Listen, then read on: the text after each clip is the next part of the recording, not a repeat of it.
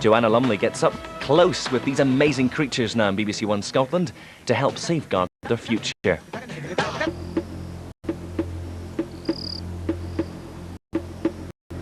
Yeah, she looks good. Let's go for her. Looks good. Okay. Strange, just a glance through binoculars and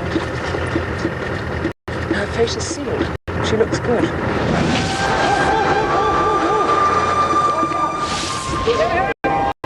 Oh my God! I've never seen anything like that in my life, never.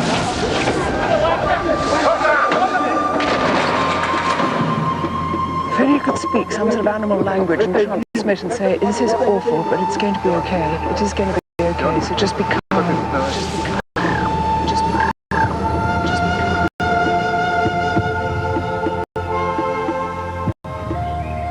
Once upon a time, only the giraffe roamed the planet. Then one day it stretched its head to heaven. Man slid down the neck to earth, and the world began. So says the legend. Looking at these huge creatures, it's easy to see how that African story came about. Giraffes are, quite simply, the most amazing animals you're ever likely to meet. Generally, they like to keep themselves to themselves. They're well-mannered, unassuming, and really rather refined.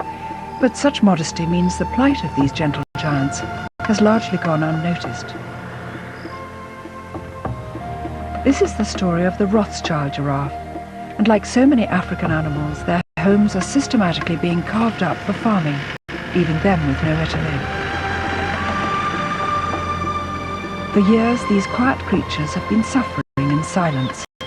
That's why I'm here, to help in any way I can, to give them a voice. This is absolutely thrilling.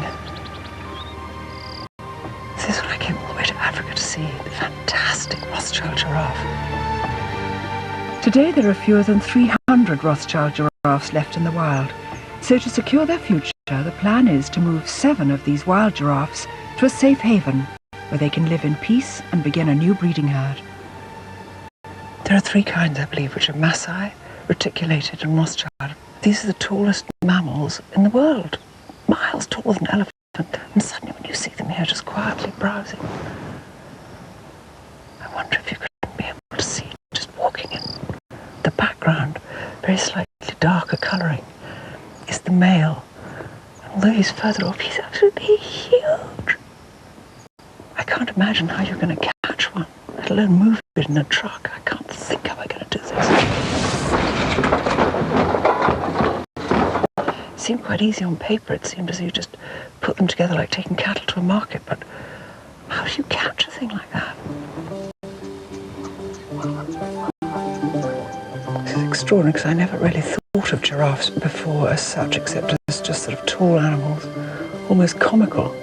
And suddenly now that I'm looking at them properly, they're so majestic, they're so incredibly beautiful. Beautiful nostrils and this long, strange lip, like a bee-stung lip. And these huge eyes.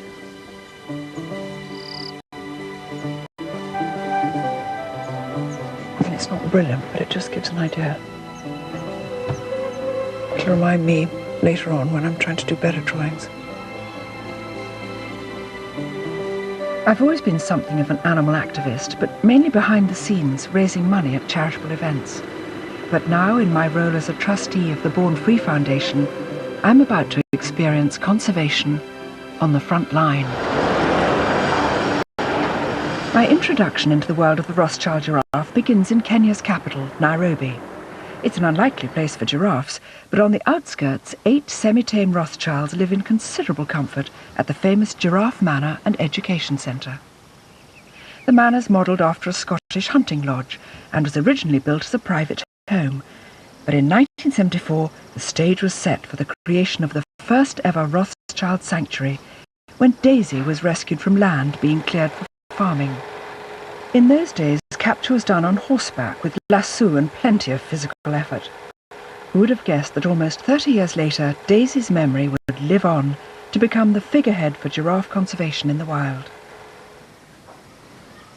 Today, the sanctuary helps finance itself as a hotel, where guests and owner Rick Anderson share their space with Daisy's offspring, who, it has to be said, have an insatiable appetite for horse nuts.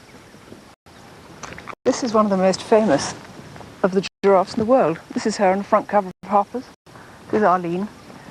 Korean magazine made the front cover there again. Is that you, honey? Can't tell who that is. So they're quite used to it. They're very, very sweet to work with. Very, very beautiful. Slightly hairy lips. What's her character like? She's the gentlest of the lot. Her mother was a very small giraffe, and unfortunately we lost her giving birth the second time. And I think maybe that's had something to do with her character, that she lost her mother at quite a young age, but she's always been very, very sweet, very, very gentle. But was she bottle-reared, or no, she'd grown? No, she had just sort of weaned. So she never needed bottle. Have they all got very different personalities? Well, I would think very different personalities, but they're different animals. I mean, some are gentler than others, some come quick, some are slow, some are just very wriggle and stand back. I mean, Jock is a very gentle male. I think it's because he's so happy here, but... Yes. They all seem happy here, and with an endless supply of horse nuts, why not?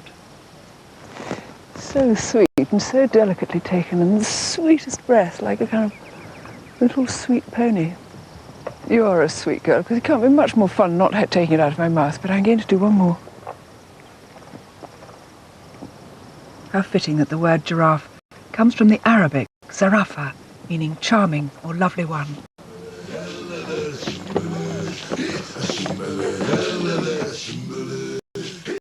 The opportunity to get this close to giraffes is simply too good to waste. So in 1983, an education centre was opened in the grounds. So gentle, its main aim is to provide free education to local school children, to generate a passion for wildlife and an understanding of the environment. Last year, that message was given to 45,000 children.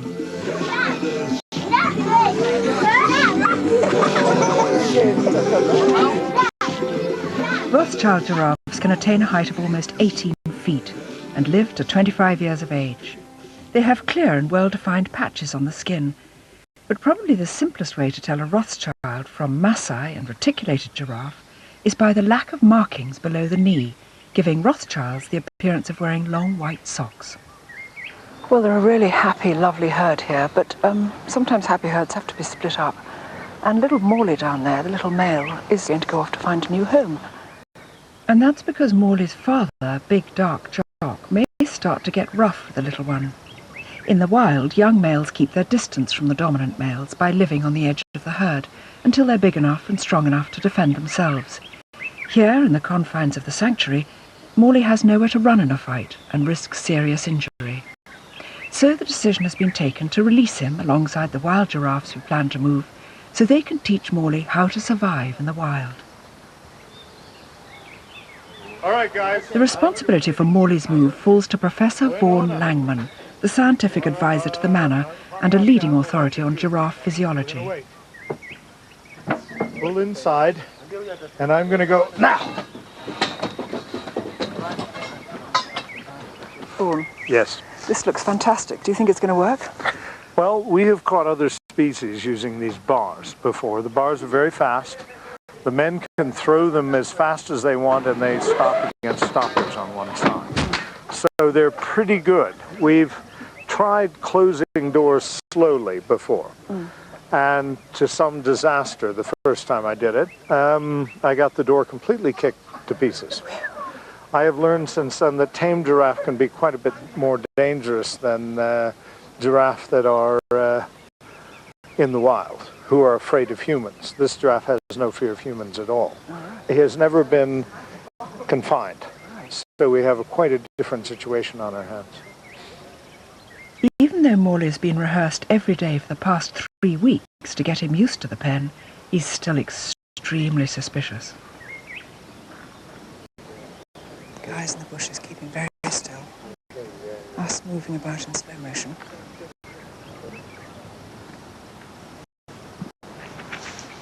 After several failed attempts to lure Morley into the pen, it's decided it's best to allow him another week of training.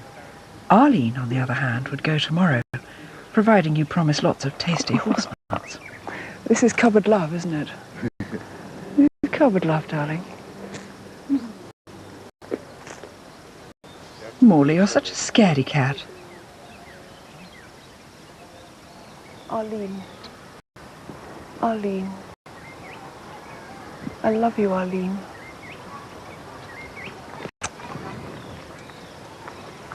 She nearly kissed me.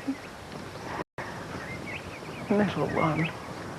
I think our houses are all too small in England. It's pathetic. Why can't we have tall houses and keep our giraffe? What's the problem? Architects, go to. Baby boo. While we leave Morley to get used to the idea of the holding pen, I've got some wild giraffes to catch. My destination is 100 miles north of Nairobi, in the stunningly beautiful Nakuru National Park.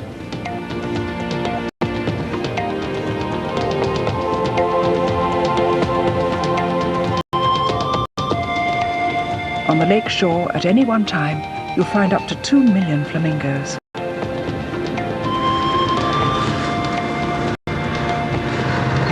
Oh, this is just incredible. These are greater and lesser flamingo. The lesser are the very pink ones, the greater are white ones. And then behind them, like sort of bomber command, great hosts of pelicans, just fishing. And I've seen marabous stork, huge marabou. Here's one just coming along here. Thrilling driving here because it doesn't matter where you go, you can just go like that, like that. Like driving on an airfield. Look at this. It's extraordinary when they're flying. They're like flying barrows or propelling pins. It's just sort of extraordinary, rather wonky line with these great graceful wings.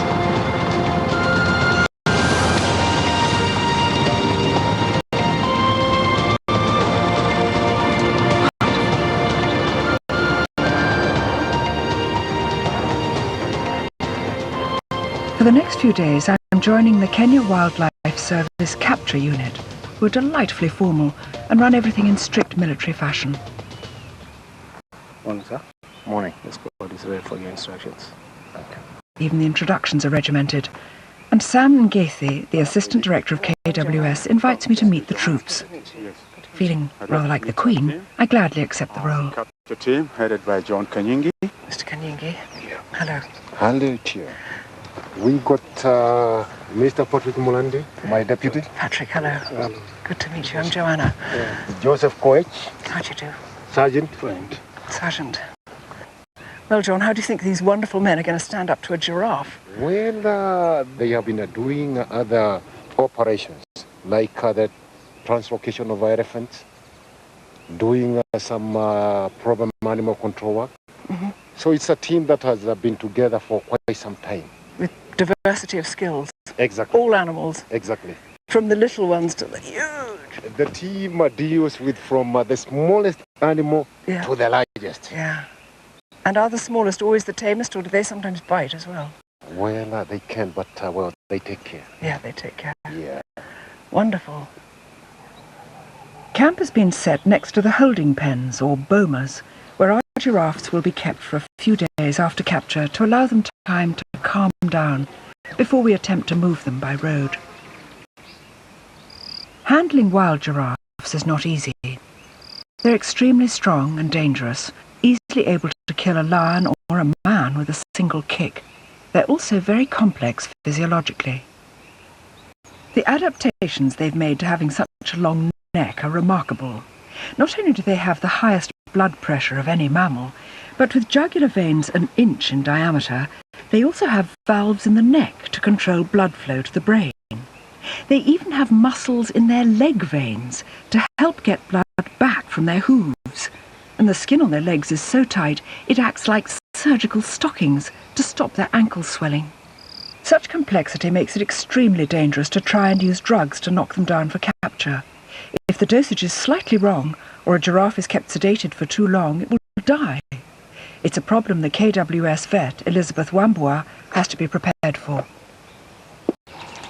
Why don't people just sort of lasso a giraffe and bring them down like a steer? Would that be possible?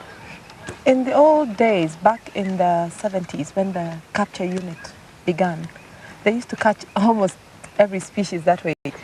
But research and a lot of field trials have shown that it's much better when you use drugs to keep the stress levels down. It's found easier to dart them, get them down quickly, tranquilize them, and they're not so alarmed by everything that's going on around them. So that is strong enough to knock over 1 man, 2 men, 10 men? A cc and a half of this, we knock down an elephant. So you can imagine how potent it is. It's very potent indeed. You have your needle up at the front. Needle? What do you mean, needle? I've never seen anything like that. So this is what we'd use for the giraffe. Elizabeth, just tell me, that little barb, is that to hold it in? That's to hold it in. Once you dart the animal, you want enough time for the drug to be discharged in. So what that does is actually hold the dart in. Sometimes what people do is they shoot it and jack up, and then they miss they aimed very well, but because of the last minute move, it goes off the target. So you got the man in the balcony. Yeah, exactly. It's wow, it is heavy. Now, is it cocked? No. Now you cock it. I cock it. By pressing that on the top, yeah? Okay, then. There we are. Yeah, so put it where you want and then. Yeah, exactly. Oh, you'd make a perfect shot. Dead in the center. Yeah, that's very good. That was the rump. Oh, exactly, yeah. The capture begins at dawn tomorrow, but first John and Elizabeth need to identify some likely candidates. Anything over 4 years old would be far too big and strong for us to handle, so we're on the lookout for sub-adults. At what age is a giraffe a sub-adult and an adult? Sub-adult would be talking probably about 3 years of age. From about 4 or 5 years, they're mature. Then the older, of course, they get, the bigger and the darker in color they get. So it's not very easy to judge exact age, but we sort of approximate just by looking at them. Oh, there's some giraffes on our left-hand side. Look at them. There's one which is under the tree. They look quite lovely. John, how old do you think that one is? Well, it looks quite the right size. Maybe about 3 to 3.5 years. Mm-hmm. Yeah. These could be a target group to come back to if they'll stay in this area. 21 Rothschild giraffes were brought to Nakuru in 1977. Today that number has increased to almost 70. But now there are signs the park has reached its limits for giraffe. Bark stripping is evident on a large number of trees. It's something that giraffe are known to do when under stress or when they're getting insufficient minerals. Besides destroying the trees, it may indicate there's insufficient fresh foliage for the herds and adds weight to the decision to take some to a new area. Well, this is acacia, is it? Yeah, this is acacia. But how do they eat it? How do they not get stabbed? Well, giraffes have got a prehensile sort of a tongue. Yeah, they have dental structure like herbivores, where they have incisors and on the bottom lower jaw and a dental smooth pad. Yeah. If you just look at this, the length of these daggers, I mean, it's hard enough for me to put my hand in here and hold it without being speared, let alone soft giraffe muzzle with those soft lips and those long blue tongues. So they get hold of it and their clever tongue goes through and strips it off and they aren't cut. That is as sharp as a needle, as sharp as a darning needle. And tough, really tough, like a piece of sharpened wood. In fact, if you cut one of these off and beat somebody with it, they'd run. Well, I shan't do that.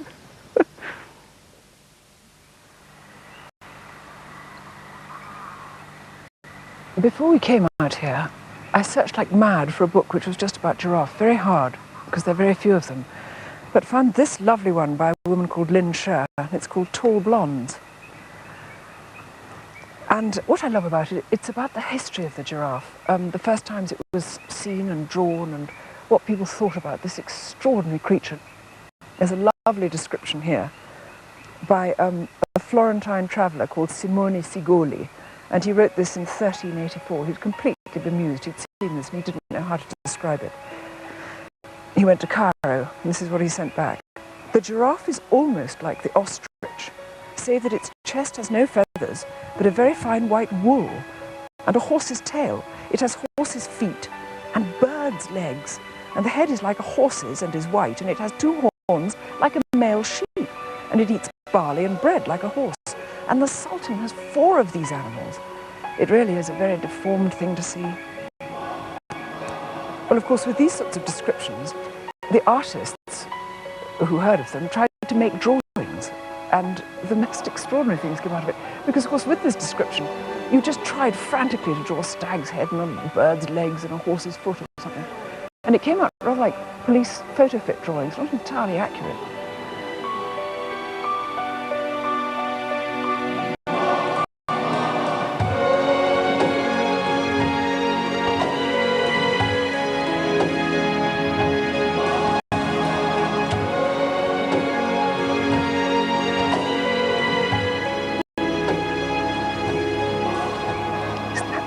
We've spent all day driving around trying to see giraffe.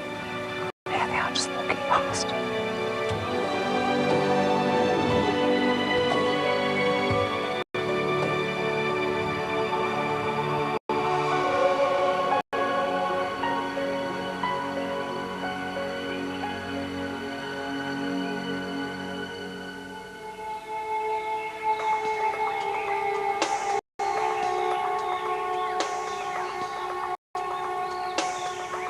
The big day, and preparations begin at first light. For the men, it's just another capture. For me, well, I'm filled with a mixture of excitement and apprehension. We must take care when we are drawing nearer to the animal. The amount of organisation required to look after wildlife is astounding, and without financial assistance from charities like Tusk Trust and Born Free, all this would simply not be possible. It seems just unbelievable how much trouble you have to go to how much manpower you have to use to get just one giraffe. It is a huge amount of effort, but it's the way that things have to be done nowadays. You've got, 30 million people living in Kenya, and the places for wildlife are scattered around and are relatively small. And in order to make it viable, like for this particular subspecies, you've got to move them between one place and another to make the populations work. And they have to borrow bits of equipment to make it happen. And it's quite scary, really. I'm absolutely scared stiff. I don't know why. I'm just so terrified of not so much of us getting hurt, or the chaps getting hurt, because they're kind of quite skilled, and there are a lot of us, but, the terror of these... Yeah. And knowing that they're so highly strung that something like this can make them, Are we ready?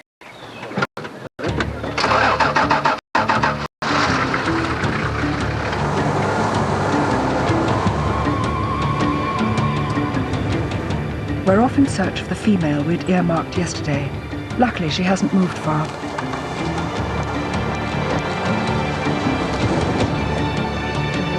Yeah, she looks good.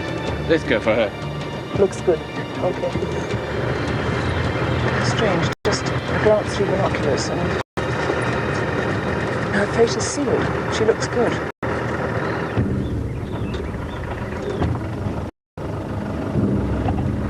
Darting a giraffe is a really dangerous process because you've got to sedate them, you've got to get them with enough stuff in it, which is a terribly strong drug, to get them able to put ropes around them, to capture them, bring them down. But it's so strong that if you don't catch them in time and give the reverse drug, which cancels out the effects of the first drug, they stumble on and they die.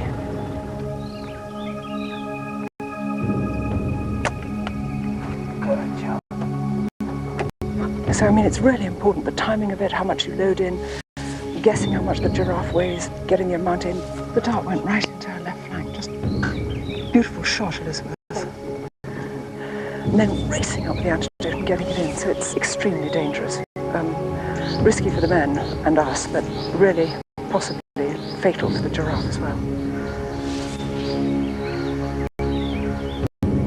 It's completely still at the moment. Obviously the drug is beginning to course around her body. She's occasionally moves her head down and looks as though she's beginning to feel a bit woozy, and anybody who's had an anaesthetic knows that. You can feel it beginning to take hold of you. And the others are just waiting. They're watching us, and there's a sense that something's going on, they don't know what.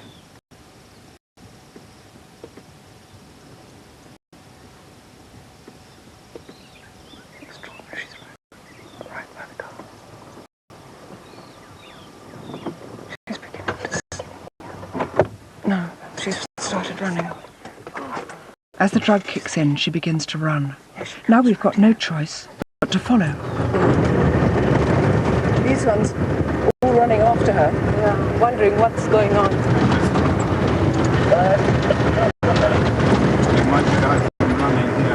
Yeah. Does this make it much more difficult in amongst all this, Elizabeth?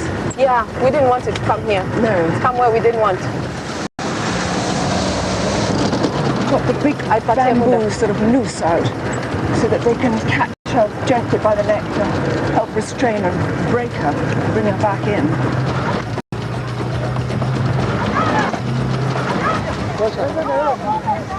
Each time the men jump out for the cat, she puts on a burst of energy, leaving the team scattered everywhere. She's simply not going to give up. We need another red road. And so leading up.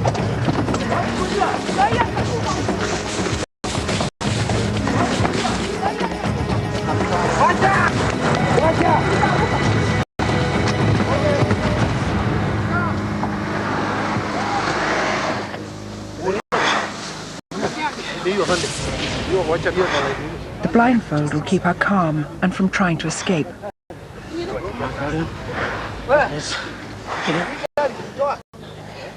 Then as quickly as the excitement began, quiet. And then worry. The serious concern the exertion, combined with the effects of the drug, has taken its toll. Elizabeth injects the reversal agent. We wait to see if our giraffe will be okay. Just testing her respiration. It's happened, is it all right? Is she breathing okay, Elizabeth? She stopped for a minute. Keep the air hole open. It's okay. It's okay. So yeah. But she'll be all right. I think she should be. The kicking indicates the reversal agent is working and that she's coming round. It looks like we'll soon have a fully awake giraffe to contend with. Are we ready? Then disaster. Oh my God! As she stands, her hood gets caught and pulled off. Able to see, she'll try to get away.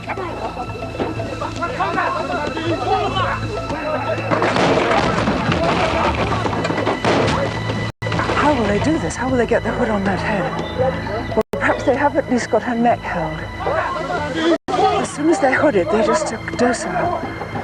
So they're obviously going to try to hood her while she's in there. I'd love to invent something that would fit on. So first of all, they could breathe easily, and secondly, it wouldn't fly off, because if they can see, they get so panic-stricken.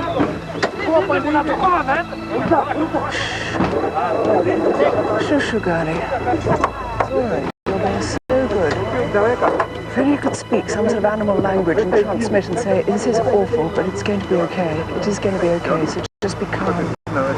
Just be calm.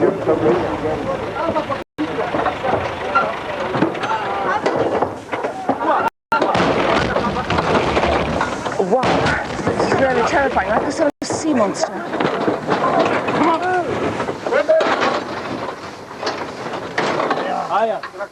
Can we move on?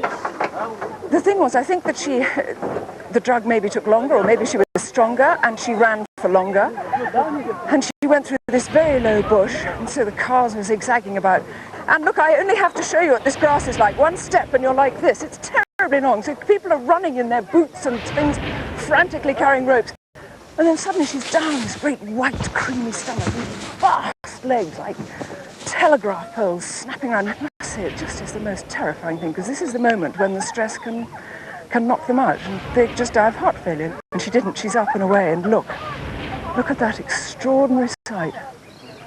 So now she's going to go back to our boma on the camp, and we've got to go pick a vehicle. I'm going that way.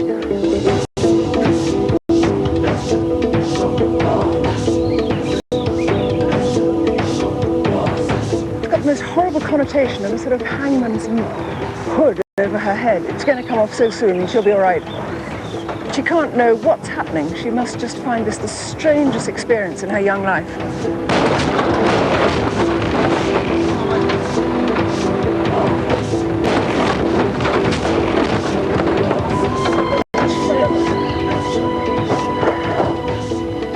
The giraffes will be kept in these holding bomas just long enough for them to feel comfortable around people before the next stage of their journey by road. Although it adds to the total time they're in captivity, its procedure the capture unit have learned through experience is the safest method. 5 more females and a male are needed to start the new herd, but before the men head out again, it's decided to break until the temperature cools later in the afternoon. It's been an exhausting start. What I'm doing here is rather a botched job, but I'm making a little tiny prototype, what they call blindfold or a hood for a giraffe. Because when we were capturing, it seemed that the bag we used wasn't ideally designed for a giraffe because it was square and it had breathing spaces, but too far apart for a giraffe's nostrils, so it could only have one on its nostril. And I thought that if it had its muzzle free, anyway, I suggested it to the chaps and said, what do you think, is it worth a go? And they said, sure, do something. So I thought, right, I'd just make one up. A little prototype is always better than my rather bad drawings. So you'd first of all fasten this with Velcro, but sideways on like that.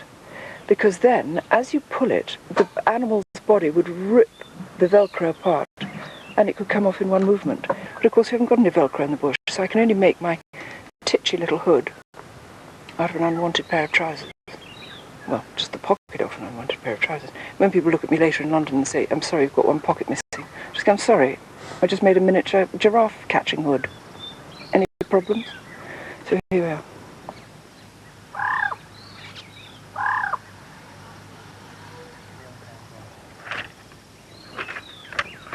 This doesn't look very energetic, does it?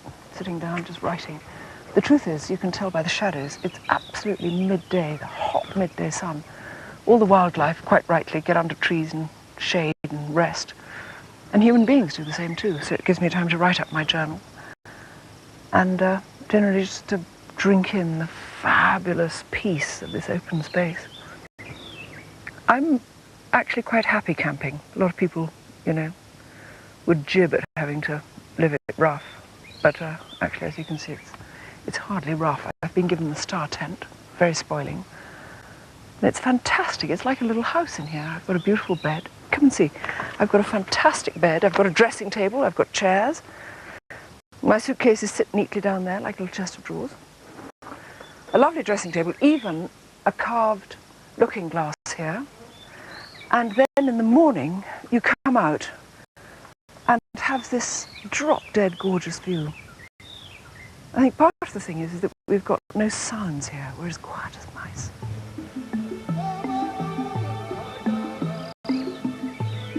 Nakuru National Park was established in 1961 as Africa's first ever bird sanctuary. Since then, they've had tremendous success, not only with birds and giraffe, but also their rhino population has grown from just over a handful to well over 100 animals. Quite incredible. Up here on Baboon Cliff, you can see round the whole perimeter of the lake, absolutely coloured with flamingo. And round here you can see the beautiful green and trees of the park, and then suddenly it stops just beyond the town. And where the town is, they've cut down all the trees for firewood, and so it means there are no animals out there. And all the animals are in here. It's just so important to keep their natural habitats. Nakuru is Kenya's 4th largest town and presses right up against the perimeter fence. It illustrates demonstrates the major problem facing wildlife today, human encroachment. Finding a balance between the needs of the people and wildlife is increasingly difficult, but this dilemma has been handled well at Nakuru. Through careful management, the park has built good links with the community, supplying water in time of drought, free tours for children and medicine through a purpose-built dispensary. It's a model that's being applied to Kigio Conservancy, where our herd will be released. So, leaving the men to catch more giraffes, I travelled the 40 miles to see for myself how, with aid from a European Community grant, they've been able to create a brand new safe haven for wildlife. Chris Campbell-Claus is the Conservancy manager. This is something I'm going to have to deal with, because all those have got to be put to the very top of the poles. Well, of course, it dips down to giraffe height. Yeah. So we're going to have to try and string them up really high. Kigio is situated on the Malewa River and provides a perfect habitat for giraffe. But over the space of 80 years, commercial farming, hunting and poaching slowly forced them away. The last giraffe was poached here with a spear in 1991. At least the fence will now keep the new herd safe. So our fence is going to be the way forward? This is helping the community as much as it's helping us. It really is. I mean, this barrier here is stopping wildlife going through there and going into people's crops, even to the extent that porcupines won't go through that barrier. And they won't go into potato crops or sweet potatoes or anything like that. It's hugely high. Who can jump this? Anything? Yes, we've seen big male bull elands jump, and that is the only thing we've seen go through. I can't believe it. Look at the height of this. How high is this? This is high. That's 2.1 meters high, and a bull eland will jump that from a standing position. And just as I'm trying to remember what an eland looks like, the rangers discover a young eland calf hidden in the bushes only yards from where we're standing. So sweet. It's waiting here for its mother. She leaves them here just quietly in the bush. It was only born this morning. Look, longing for milk, waiting for Mum to come back. Come, little one. Oh, sweetheart, I wish it was me, but it's not, darling. Little wobbly legs, only just been born.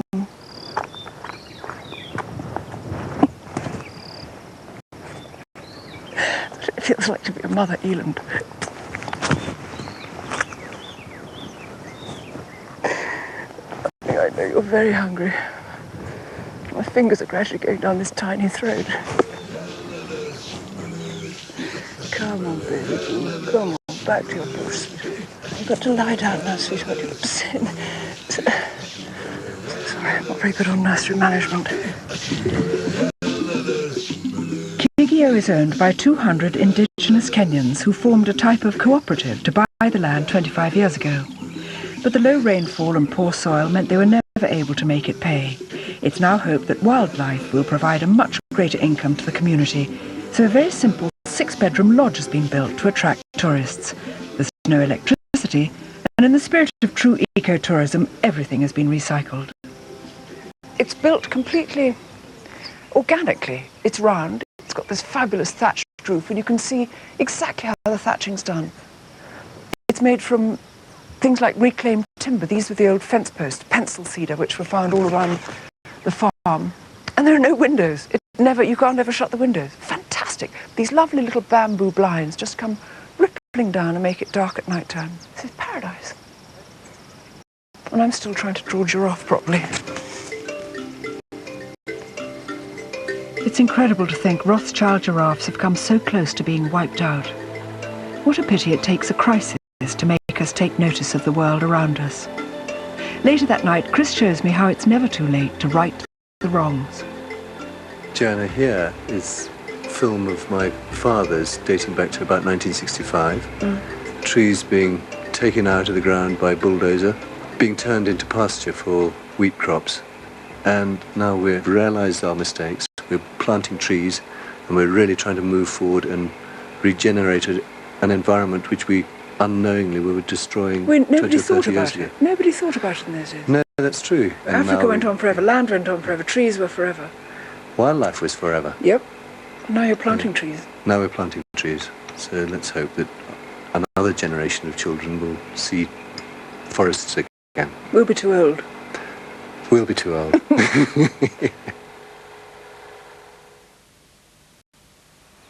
A few days later, I returned to Nakuru to find the capture unit have indeed been busy. 6 females and 1 handsome male now occupy the boma and are ready for their journey to Kigyo. Can you see how they're absolutely fixated by the camera crew? They've got so used to these chaps feeding them that they don't pay any attention, but complete strangers like us. They're fascinated. You can see very clearly, second from the left, the male with his beautiful unicorn horn out of here. They have 2 stumpy, bony horns behind there, which is particular to the Rothschild giraffe. And then they have 2 big horns here, and the males have a big horn at the front. 5 horns, 2 ears, like a little crown. They're looking at me in quite a kindly way now. At least, I think it's kindly.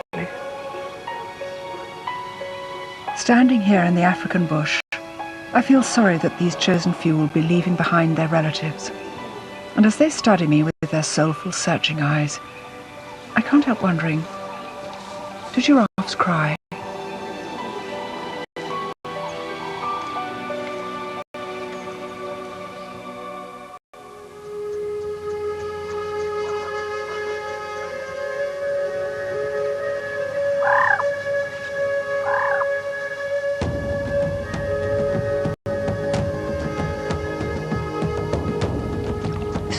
This is the big day when we're going to try to move them. The journey's, I think it's going to take about 2.5 hours, something like that, so it'll be anxious making for them. But it looks as though it's going to be all right. The skies here just, you know, they start with midnight and then the great lid begins to lift off. And by dawn, suddenly the sun comes and the sky begins to push backwards, blue there, and night skies just kind of closing away behind the camp. These are my friend the zebra. And they sound like donkeys. They stand right outside the tent.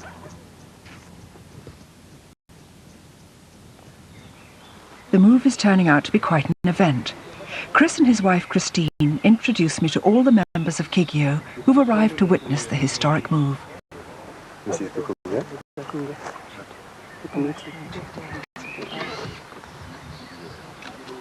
Chris, the big day, what does it feel like? Very nerve-wracking. Very nerve-wracking, because it's taken such a long time to get to this stage. This being quiet today is important, isn't it? Well, I think because we're a big crew of people. Yeah. Actually, at one stage I thought it was a bit too quiet, and the giraffe, they were getting a bit suspicious. Yeah. But who knows? We want all the people to move to that side. Okay? To begin with, we allow the giraffes plenty of time to see if they'll enter the back of the lorry on their own.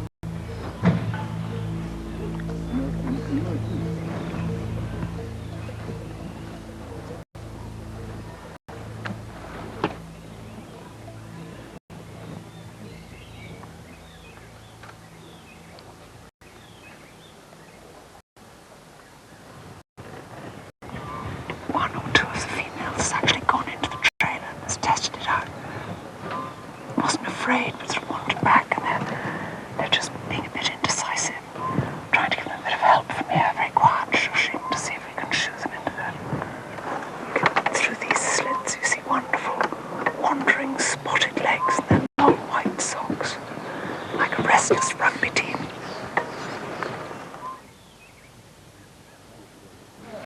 You get the sense that when they come through, they're quite happy when they can't see what's going on. But the moment they step into the crate... I know. But I mean, imagine if it was you or me and we were stepping into something that was completely alien. It moved a little bit under our foot. Whoa. Made it... Yeah, you'd step back. Yeah.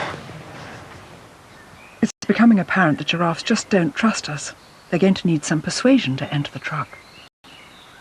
The giraffe looking amazingly unstressed, just swaying slightly in the breeze like little unfurled seahorses, watching everything with great curiosity, but no stress levels. Occasionally they fret about a bit because they're rigging up the tarpaulin to to sort of nurse them in like a kind of fishing net behind, which will slowly pull them into the trailer. Hey, sorry. It's almost impossible to get all 7 giraffes to do what we want at the same time, so it's decided to work with those that seem the most willing.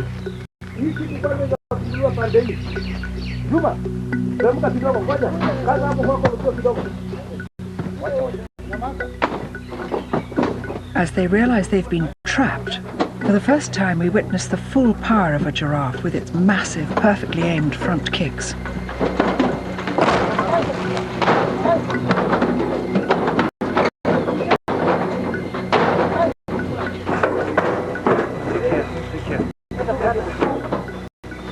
If you're in such a small enclosure, you're bound to want to kick yourself out of it. So we're just hoping this isn't stress, that this is just sort of natural hunting for freedom. They've got the lorry running, and apparently when the vehicle starts, quite often the motion, unbelievably, calms them down, rather like dogs. For now, these 4 will travel on to Kigyo. The remaining 3 will follow later this afternoon.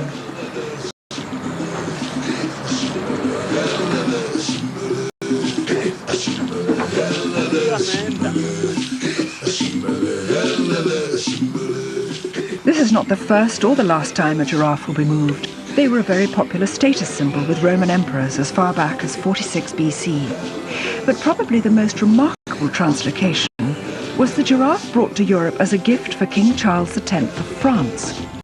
The giraffe travelled by sailing ship from Egypt and was then walked all the way from Marseille to Paris in a journey that took over 2 years to complete.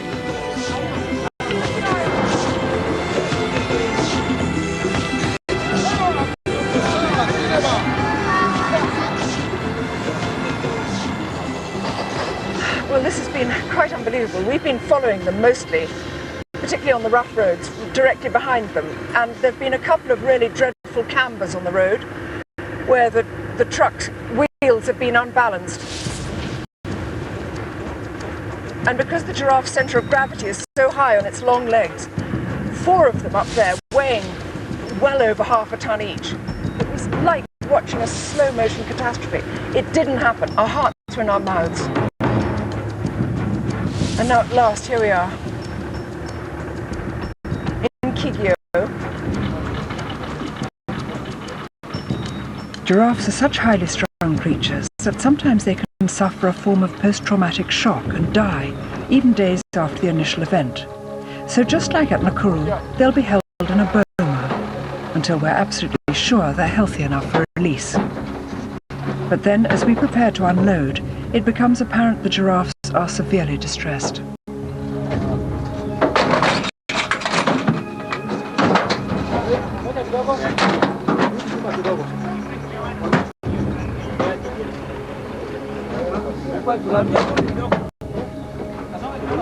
Just under the final rubber straps which take the poles out.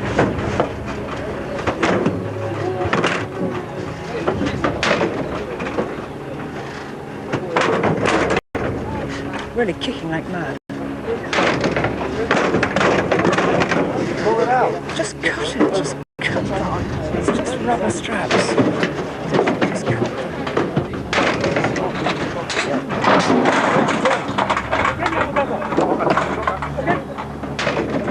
Come on, can you move away your feet?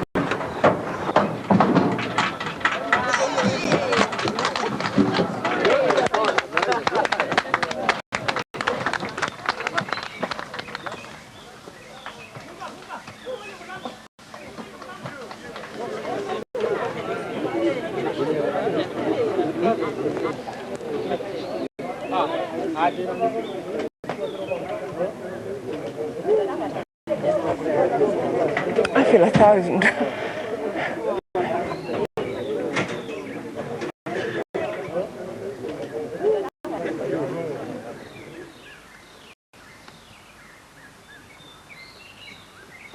No, they're completely tranquil now. Well, I think they're rather shell-shocked, actually. They're just standing absolutely still.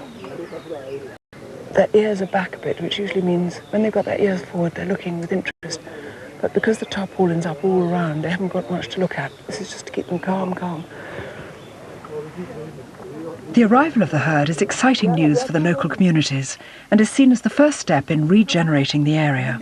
From the planting of trees for firewood to the harvesting of lileshwa leaves for use in mosquito repellent, Kigio hopes to demonstrate that man and wildlife can have mutual benefit. They've even managed to help finance the building of 2 schools on the edge of the conservancy through a sponsorship programme set up with several schools in the UK. Mr. Christopher brought them in and they built this classroom here, the last one here. Last year, they helped us put up the building, as you can see it. It looks lovely, doesn't it? Yeah, we really liked it. When we sat inside there, we felt so good. It was my plan to join Mr. Chris as he conserves his other side.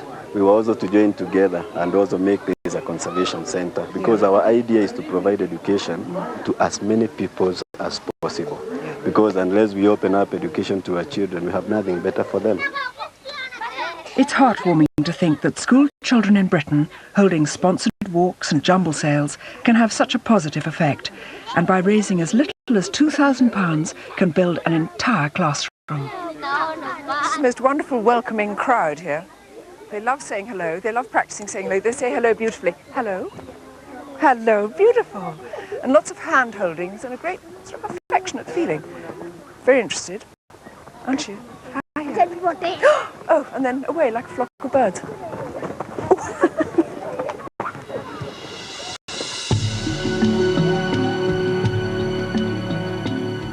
With the remaining giraffes safely delivered, the herd begins to settle in with few apparent problems. Giraffes really are intriguing animals. Perhaps it's their size, or perhaps it's their elegance, I'm not sure. The most surprising thing to me is that although giraffes can make a noise, not once during their whole ordeal have I heard one make even the slightest sound. They're far too well-mannered to complain. Come round. Look, your best twig bits. I think if you gave it a bun, it would follow you home. If I was staying in Africa, I'd bring a bun, keep it. Come on, sweetheart, I haven't got very much for you here. Come on, girlie.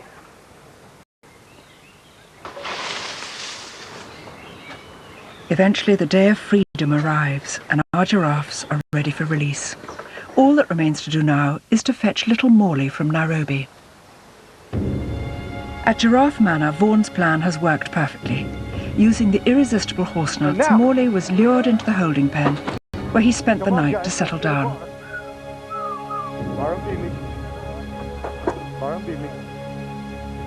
Then the next morning, before he leaves, we witness the most amazing display of affection. Jock, the huge male and Morley's father, comes to say goodbye.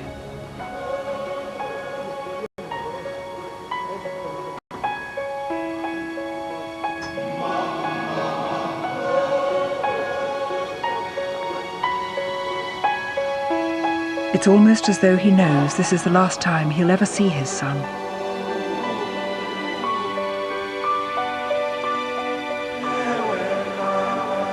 And he's not the only one sad to see Morley go.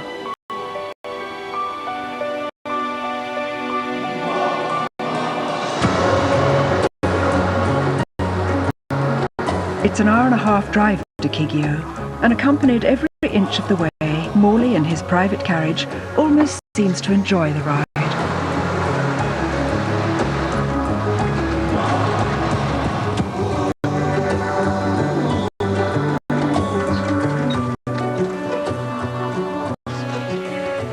Joanna, then quite a big day. My heart's pumping away.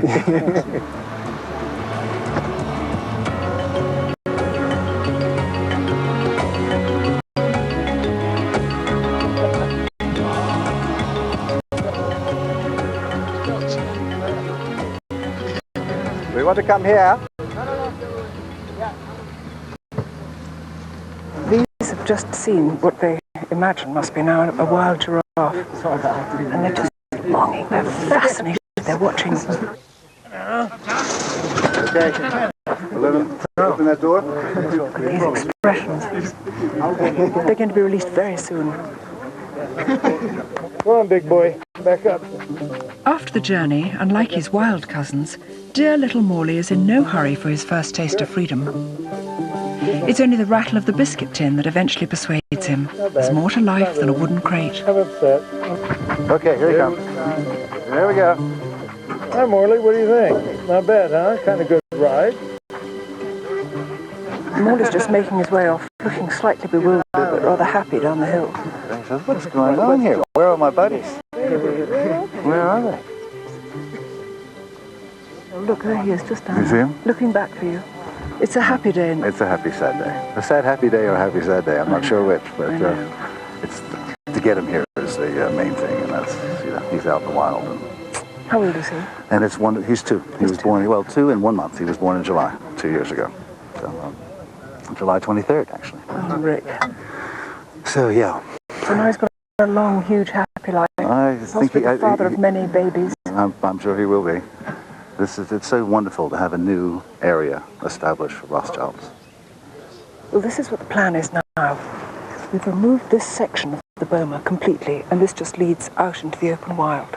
KWS are going to go in there, and if you can see the big green door, that leads through into their part, their partition. Big door opens.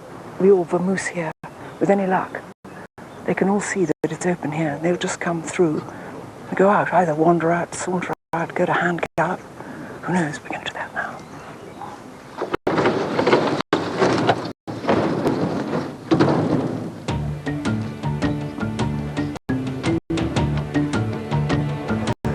They've come through. Wow, the first girl. She's gone.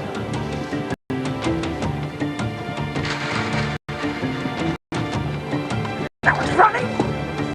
Big boy, whoa.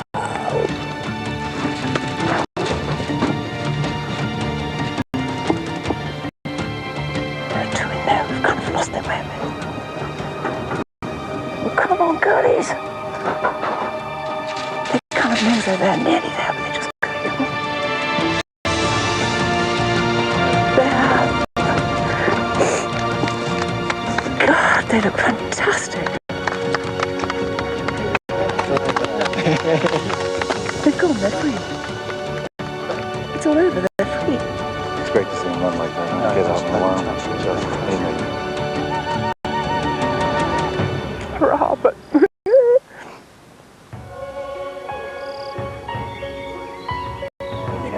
Really? Galloping off. It's just wonderful. Wonderful. They're going to be perfectly right, aren't they? Yeah, yes. I'm not. Morley's left out there on his own now. He's going to have to find them. Although they're free, the giraffes seem totally confused and wander backwards and forwards close to the boma. Morley is heading in the other direction. Without the herd, he'll be completely lost.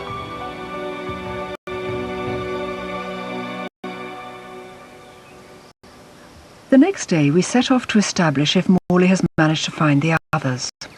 That's easier said than done. At the slightest sound of a vehicle, the giraffes head deeper into the bush. So we hatch a cunning plan. Apparently, giraffes don't mind people on horses. They think we might be another animal. So let's just see if we can get as close as we can. They've got a bit windy about cars, not surprisingly after all that transportation.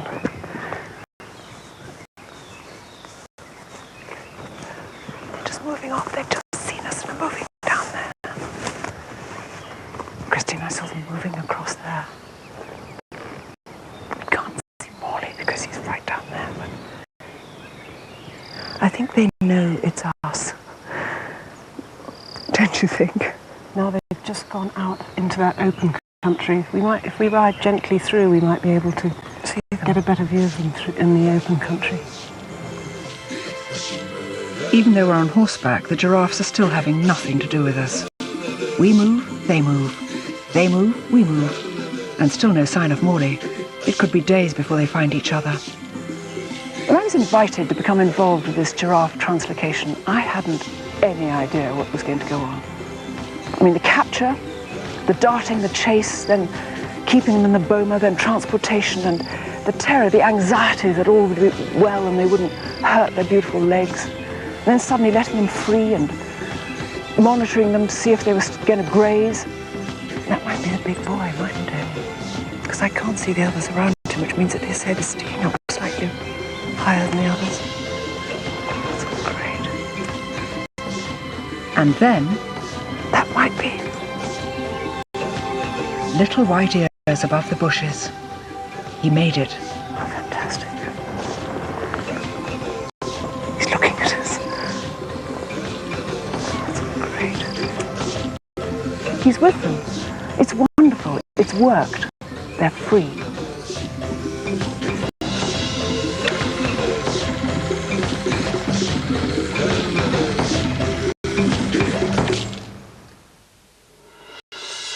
Since we shot this film, you may be glad to know that Morley is no longer the youngest member of the herd. During the night on September the 24th, one of our girls gave birth to Matego. You can see more of Matego and find out how he's doing by logging on to our website at www.bbc.co.uk/nature, where you'll find lots of additional information about giraffes and ways that you can help secure their future in the wild. Alternatively, you can call for a free fact sheet on 090 66 803 622. Lines are open for 1 week and cost 25 pence per minute.